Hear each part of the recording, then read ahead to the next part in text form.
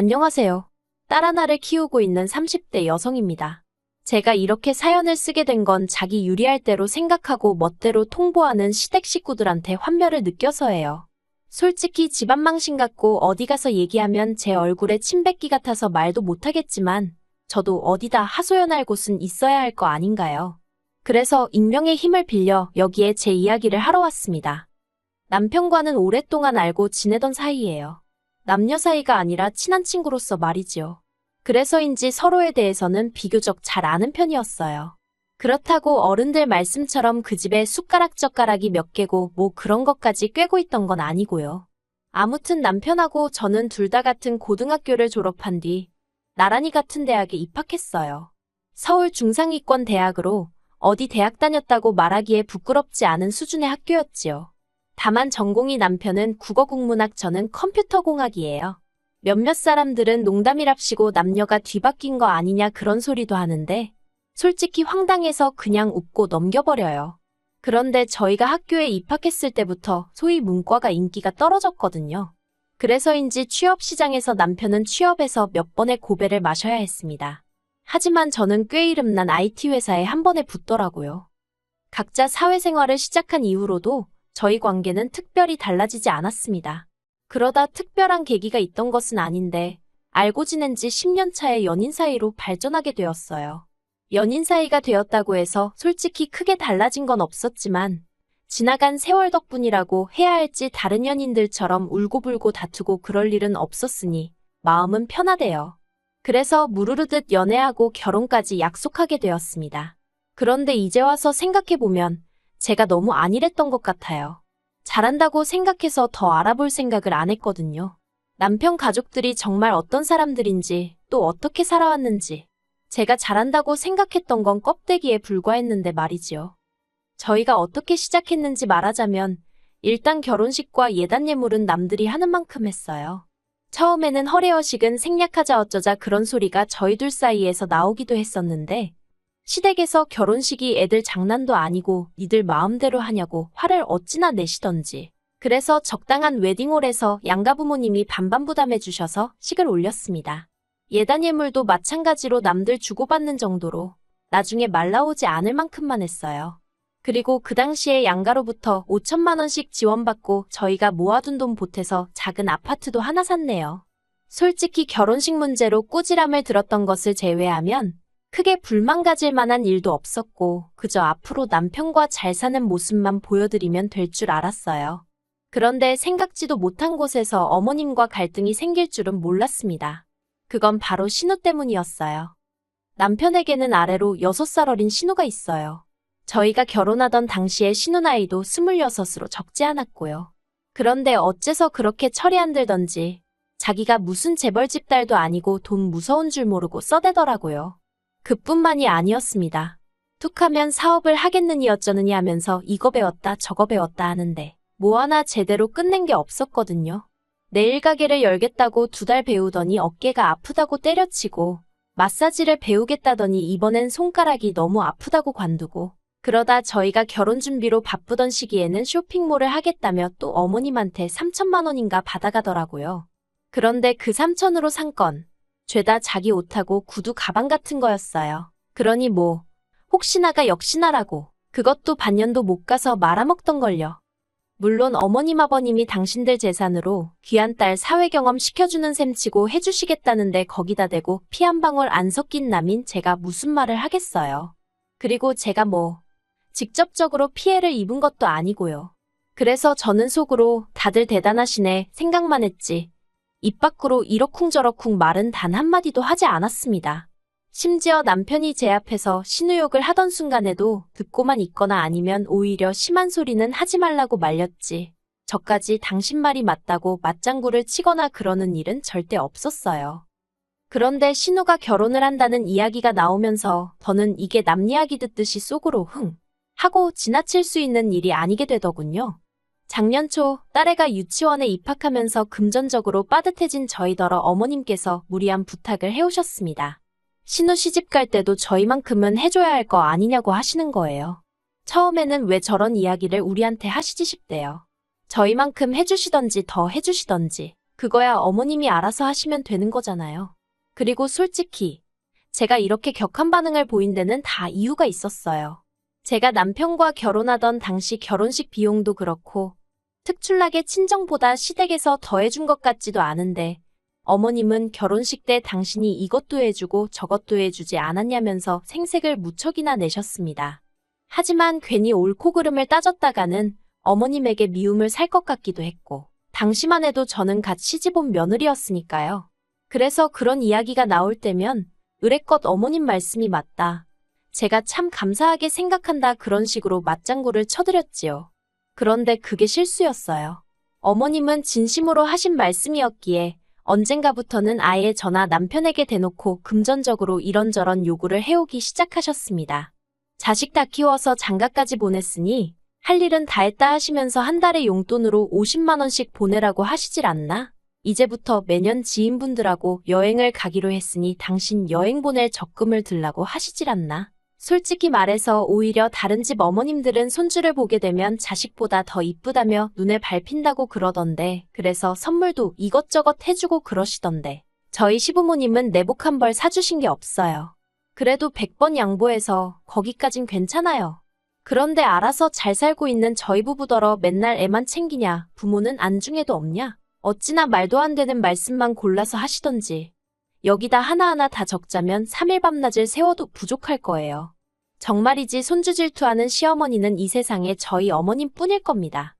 아무튼 그런 상황에서 신우 결혼 이야기를 꺼내신 이유는 한마디로 저희 결혼은 당신이 시켜줬으니 신우 결혼은 저희더러 시켜주라는 거였지요. 황당해서 제가 어머님더러 어째서 저희가 그래야 하냐고 물었어요. 신우도 어머님 자식이니 어머님이 해주셔야 하는 거 아니냐고요. 그러자 어머님께선 옛날엔 집에 아버지가 없으면 맏아들이 아버지 역할도 하고 그랬다면서 더 이상 아버님이 경제적 능력이 없으니 저희 남편이 이어서 해야 하는 건 당연한 거 아니냐대요. 황당해서 저도 모르게 아버님이 돌아가신 것도 아니고 그렇게는 못한다 했습니다. 이제껏 신우 사업한다고 나댈 때마다 묻지도 따지지도 않고 돈 다 대주시더니 이제 와서 결혼은 저희더러 시키라는 게 말이나 되느냐고요. 솔직히 제가 시부모님 재산 탐낸다 소리 들을까봐 정말 어디에다 한 번도 말해본 적 없지만 어머님 아버님이 다 쓰시고 돌아가시지 않는 한 남기시는 재산의 반은 저희 남편 몫이라고 생각해요. 그런데 어머님 아버님은 단 한 번도 저희 남편하고 상의하지 않으시고 죄다 신우에게 퍼주셨던 겁니다. 그리고 그럴 때마다 저는 그래 어머님 아버님이 살아계시는 한 두 분이 당신들 재산을 어떻게 쓰시던 그건 내 알 바가 아니다 되뇌었어요. 오히려 서운함을 느끼는 스스로가 한심하게 느껴지기도 했지요. 그런데 이제 와서 다 퍼주고 나니까 정작 해줘야 할 땐 해줄 능력이 안 된다고 그 책임을 저희한테 지라는 게 말이 되나요? 저는 도저히 그 말씀을 따를 수가 없었습니다. 결국 어머님과 저는 그날 앞으로 서로 보고 사내만의 소리가 나올 정도로 크게 다투게 되었습니다. 그런 와중에도 아버님은 먼 산만 보고 계셨고 남편은 남편대로 어머님께 우리한테 왜 그러냐고 투덜거릴 뿐이었기에 이렇다 할 결론이 나지 않고 있었지요. 그런데 그 시기에 신우가 충격적인 소식을 전해왔어요. 사실은 자기가 임신을 했다면서 자기는 상관이 없는데 시댁 그러니까 심해부 쪽에서는 주변 사람들 보기 남사스럽다고 하루빨리 식을 올려야 할 것 같다고요. 그리고 그런 상황이 되자 어머님과 제가 다툰 건 마치 없던 일처럼 아무도 입에 올리지 않았고 모두가 신우 결혼식에만 집중하게 되었네요. 그리고 자세한 건 모르지만 어머님이 어디서 돈을 융통해 오셨는지 신우도 남들한테 싫은 소리 안 들을 만큼 할 거해서 시집을 가긴 갔어요. 받은 건 뭘 얼마나 받았는지 모르겠지만요. 이후로 어머님과는 얼마 전까지 그날의 싸움에 대해서는 한마디도 안 했어요. 명절이다 뭐다 온 집안 식구들이 모인 자리에서도 물론이고 어쩌다 용건이 있어서 하게 된 전화통화에서도 말이에요. 그런데 지난달 아버님 생신 때문에 모인 자리에서 생각지도 못한 소리를 듣게 되었습니다. 신우는 당시 독박 육아로 7개월 된 아들을 돌보고 있었어요. 그런데 이제 애가 발달이 늦어서 뒤집은 지도 한 달 정도밖에 안 되었고 앉아있는 것도 잘 못해서 신우가 잠시도 눈을 뗄 수가 없었던 모양이에요. 그러니 자기 개인적인 시간은 고사하고 화장실 가는 것도 제때 못 간다면서요. 그리고 그런 이야기를 하는 신우는 정말로 얼굴도 푸석푸석하니 상태가 좋아 보이지 않았습니다. 그래서 제가 많이 힘드냐니까. 신우말이 혼자서 하루 종일 애랑 실랑이만 하려니 너무 우울하고 지친다는 거예요. 그런 신우에게 제가 요새는 7개월짜리 애들도 어린이집에 가기도 하고 아니면 하루에 한 4시간 정도만 시터를 써보면 어떻냐고 그렇게만 해도 지금보단 확실히 나을 거라고 했습니다. 저는 친정어머니의 도움을 많이 받았지만 제 주변 친구들 몇몇은 그렇게 그 시기를 넘겼거든요. 그랬더니 신우가 돈이 한두 푼 들어야 말이지요 하고 한숨을 푹 내쉬는 거예요. 그리고 그제서야 저도 아차 싶었지요. 제가 남의 남편에 대해서 이러쿵저러쿵 말하기 그렇지만 신우 남편은 경제적 능력이 없는 사람이었습니다. 끈기가 없어서 한 직장에 오래 다니질 못했거든요. 그런데 남들에게 보여지는 것에는 예민했던지라 신혼 초 전세로 들어간 집은 어느새 월세로 돌리고 그 보증금으로 차를 사질 않나 무슨 오픈런인지 뭔지를 해서 1,000만 원짜리 시계를 샀다고 좋아하질 않나. 오죽하면 신우가 없는 자리에서 시부모님 두 분이 차라리 애를 지우라고 할 걸 그걸 기어이 결혼을 시켜서 이 꼴을 보고 산다고 하소연을 하실 정도였다니까요. 아무튼 그렇게 신우가 하소연을 하고 있으니 어머님이 딱하다는 표정으로 신우를 물끄러미 보시다가 저한테 할 이야기가 있으시답니다. 그러면서 당신이 진작부터 생각하고 있던 일인데 이참에 어머님 집하고 저희 집하고 팔아서 2층짜리 전원주택을 지으면 어떻겠냐대요. 그래서 1층은 어머님 아버님과 신혼애외가 살고 저희더러 2층을 쓰라나요. 그러면 애도 같이 키울 수 있고 서로 좋을 것 같다면서. 하지만 저는 소위 힘든 시기 다 지나고 이제 유치원 보내면 되는데 제가 뭐 한다고 갓난애기 키우는 신우랑 공동육아를 하나요? 제가 어머님더러 싫다고 했습니다. 어정쩡하게 답했다가 코 깨이지 싶어서 아주 단박에 싫다고 했어요. 애 키우는 게 너무 힘들어서 둘째도 안 낳았는데 이제 와서 무슨 공동육아냐고요. 그랬더니 어머님이 누가 너더러 맡아서 키우랬냐고 그냥 같이 살면서 서로 필요할 때 도와주면 되는 거랍니다. 하지만 그 시커먼 속을 누가 모르겠어요. 저 애 키울 때 어머님한테 딱 2번 봐달라고 부탁드렸는데 그 2번 다 친정부모님이 편찮으셨을 때였어요. 그런데도 아주 매몰차게 안 된다고 하셨던 분이 저희 어머님이십니다. 그런데 이제 와서 공동육아? 택도 없는 소리였지요. 그런데 제 반응을 보신 어머님은 갑자기 무슨 자동차 급발진하듯 화를 내셨습니다. 저더러 한가족이면서 너만 잘해놓고 살면 그만이냐 어쩌냐 하시더니 네 신우 고생하는 건 보이지도 않냐며 소리소리를 지르시는 거예요. 제가 순간 어이가 없어서 어머님을 멍하니 쳐다봤어요. 그러자 어머님은 누가 시어머니를 그런 눈으로 보냐면서 저한테 싸가지가 있네 없네 난리도 아니대요. 제가 이내 정신을 차리고 어머님더러 지킬 수 없는 약속을 하는 것보다 솔직한 게 낫지 않냐고. 저는 공동육아도 싫고 어머님 아버님이랑 한 집에 사는 것도 불편하다. 그런데 막말로 어머님이 무슨 으리으리한 저택에 살면서 저더러 몸만 들어와 살라는 것도 아니고 제 집까지 팔아가면서 같이 살자니 세상 천지 어느 며느리가 좋다고 하겠냐 했어요.